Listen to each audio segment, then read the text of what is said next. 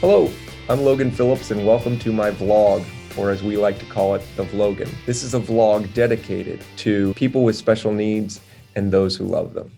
Today, I'm lucky enough to be talking with Steve Beha of the Ohio Department of Developmental Disabilities. Steve is the Resource Development and Training Manager for the Department of Developmental Disabilities. He also happens to be the father of two magnificent artists, as you can see from behind him. So, Steve, thanks for joining us today. Absolutely. Thanks for the opportunity, Logan. Yeah, so the goal today is just to tell people what it is that you do and what kind of the department offers. I think that sometimes people see the Department of Developmental Disabilities and all state departments as something higher up without boots on the ground. But I know differently that the Department of Developmental Disabilities, people see the impact of your work all day, every day. They just might not know it. So can you tell us what you do in your role there and then what kind of things are happening? Yeah, of course. So my role at the department is, and thank you for the introduction, as you said, the Resource Development and Training Manager. Our team lives in the division of Policy and Strategic Direction. So the department is made up of multiple divisions who each have their own purpose and their own structure as to how they support folks with disabilities and their families throughout the state. Our team specifically has two folks that work with me to support families and to support DSPs or direct support professionals. And those are two really important roles throughout the department. We also have a training team who develops all of our online trainings, all of our interactions. They help support the rest of the department and even some external folks when they want to do webinars or any other type of learning opportunities. So those are the main functions of our group. We can get into a little bit more detail about the boots on the ground, as you say, and what we're actually doing. The Division of Policy and Strategic Direction really focuses on a lot of different initiatives around adult day support employment. You might have heard of Employment First and Technology First. Both of those are within the Division of Policy. We also have our cross-system work, so anything that we're doing with Department of Health, the Department of Mental Health and Addiction, any other state agency partners, especially around supporting multi-system youth, which you may have heard of that as well. So those are some of the big things that our division is working on, but happy to go into more details about any of that. So it sounds to me in your role, you develop resources for families and DSPs and also do trainings. That's correct. Yeah. So some examples of that would be in the family realm. In this past year and a half, we developed what's called the Ohio Family Network. And so there are 5 family organizations throughout the state that we support. And their essential role is to really look at what families need in their specific locales. So each of the family organizations have at least 3 counties that they're focused on. And they really dive deep into what those families in those local areas need, regardless if they're eligible for services, eligible for county board services, have a waiver or anything like that. These are family organizations whose main goal is to support families regardless of where they are in the life stage and where they are as far as service needs. So we started that about a year and a half ago. Obviously, the pandemic has shifted that a little bit to where a lot of those supports that those family organizations are providing are now available to anybody statewide through technology such as this, webinars, all kinds of things. So I encourage folks to check out the Ohio Family Network and some of the supports and services that they're offering. We also created a resource named Growing Family Resilience.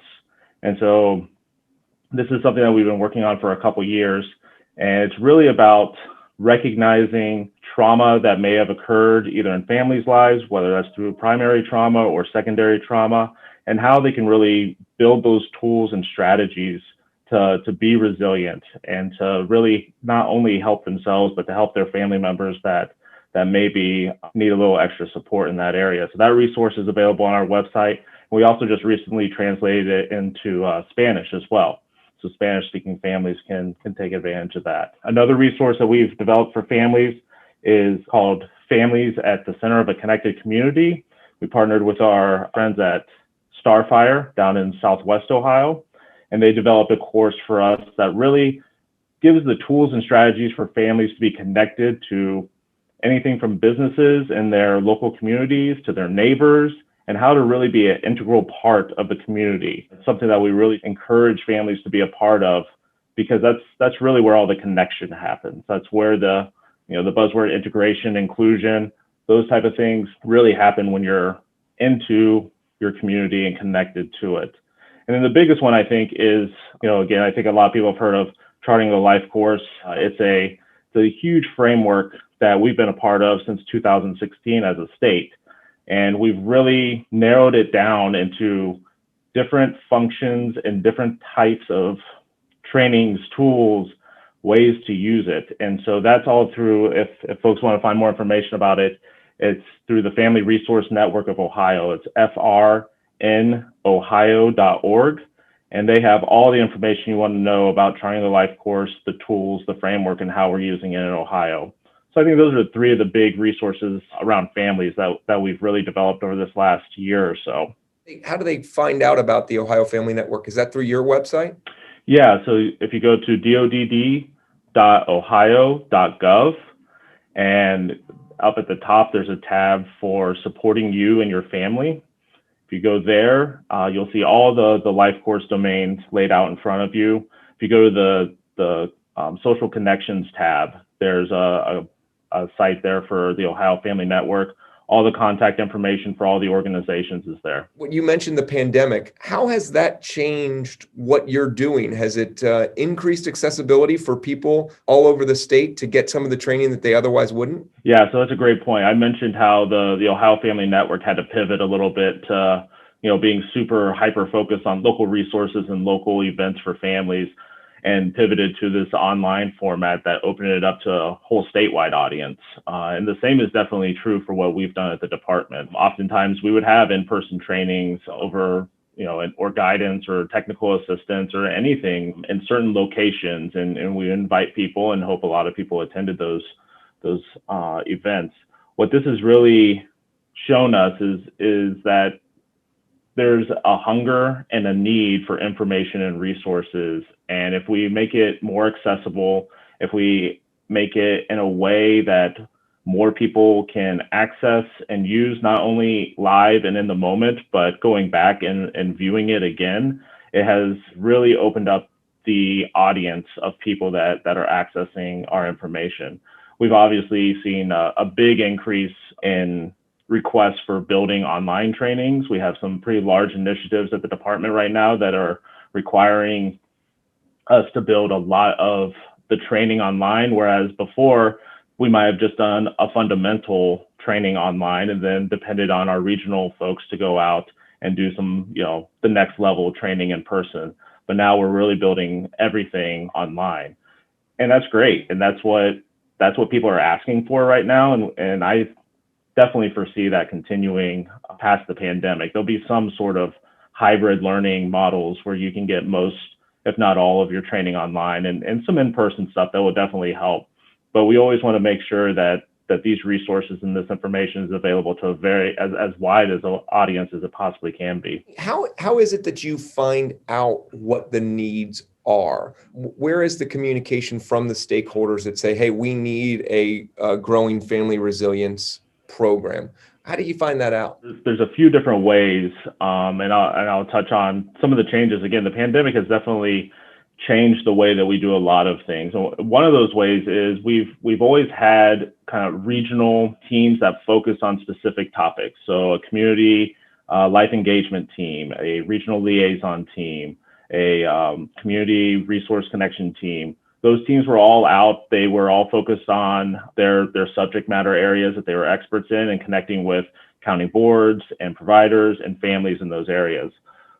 What we've done during the pandemic is really brought those teams together in a regional format, and we call it the statewide support team now, where everybody in a region is all working together around the same topic. And it doesn't matter what the front door is to that team, the whole team from a state level is going to be working on it.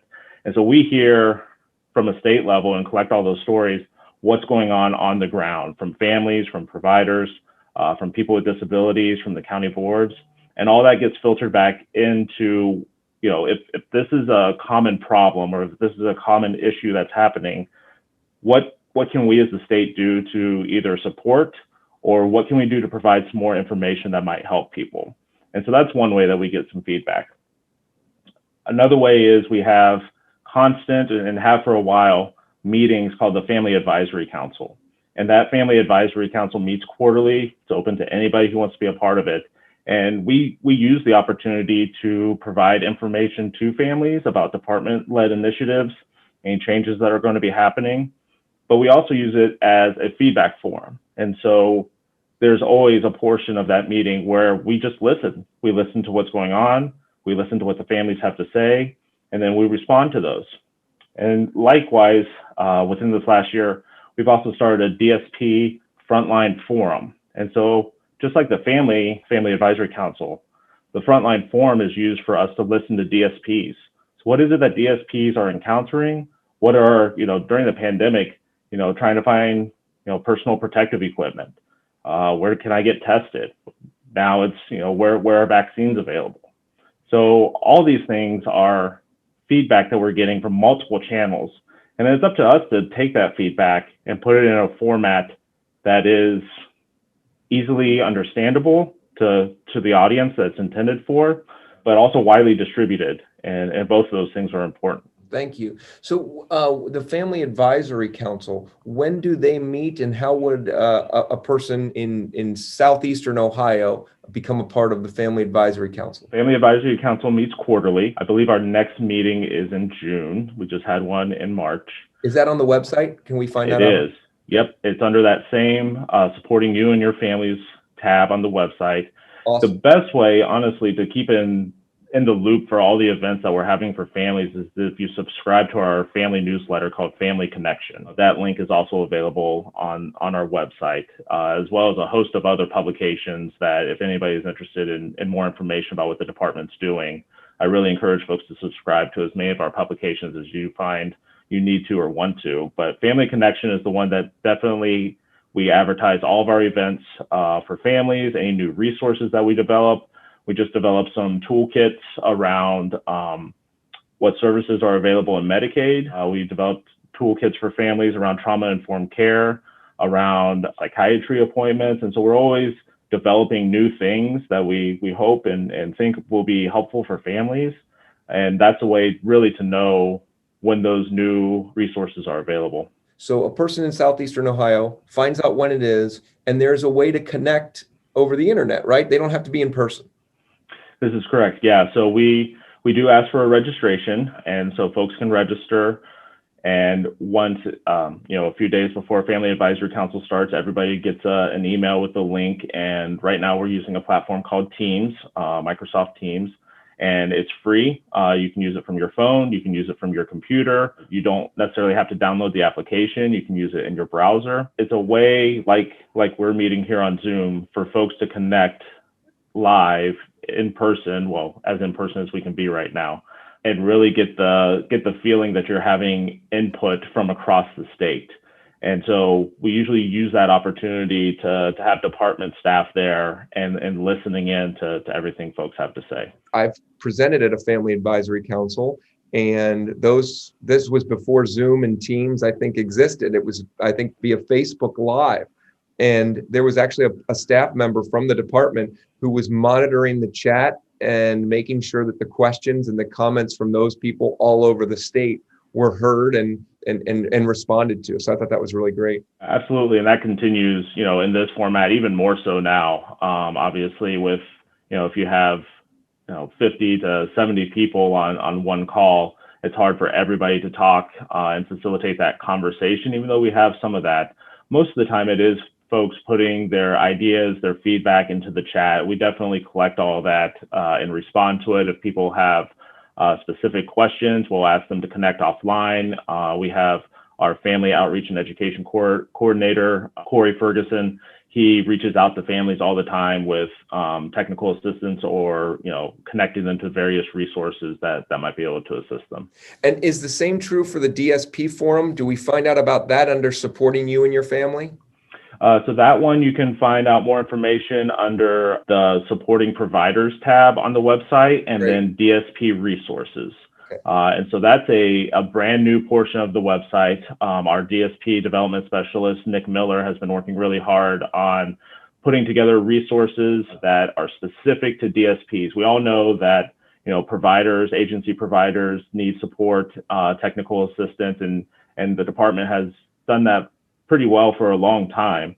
What we are focused on now is what are those resources and those needs that the people providing the direct support need.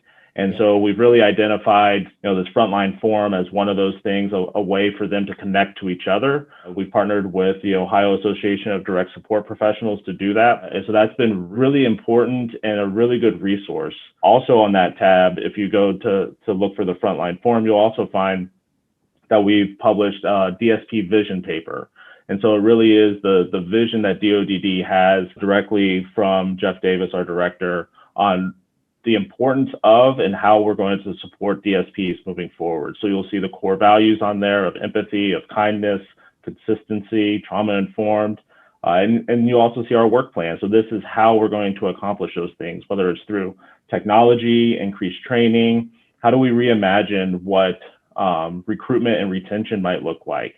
How do we work with DSPs to see what their career path might be if they start as a DSP? What does it look like moving forward? So I encourage folks to check that out. From my own personal experience having a stepbrother with special needs, you know, the direct service provider was an important part of our family. They became a part of our family, and our life really revolved around, you know, making sure that direct service provider and did a great job with my stepbrother and supported him in the way that he could. My stepmom and my dad's life was dependent upon that individual and those individuals being wonderful people to my stepbrother. And every time I hear about what the department is doing for DSPs, I get so excited. We are really excited about, you know, the focus that's being put on direct support professionals and everybody, you know, that's really involved in the service provision. But of course, all that is not always possible without